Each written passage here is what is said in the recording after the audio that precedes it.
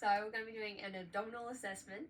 So here we're just going to be focusing on the abdominal assessment. So we are assuming that the scene safety, PPE, general impression with AVPU, primary survey and secondary survey for history taking has already been completed.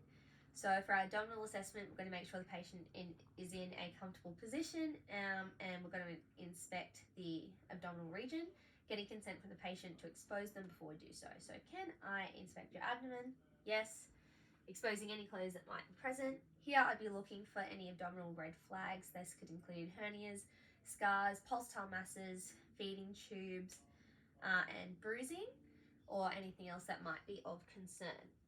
So after I have a look, if I don't have any findings, I could also just have a look for any guarding that they might be having to a certain area, and I'll ask, is there any area of the abdomen that is painful for you? If there is, I will not palpate that region, or I'll leave it to last, and then I'll palpate but not to cause any more pain than they're already experiencing.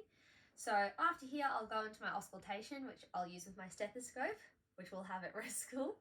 So I'll auscultate the four quadrants of the abdomen, starting from the left upper quadrant, listening for any hyperresonance or hyporesonance, or just any abnormal bowel sounds that could suggest bowel obstruction, which would be absence of bowel sounds. So I'd be listening to each quadrant for 10 seconds and just making sure I can hear those sounds.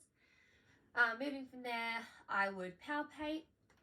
So I'm just going to palpate the four areas here, starting again. So moving across, I'd just be feeling for any tenderness or rigidity. And again, as I palpate, I'd make sure that they don't guard a certain area.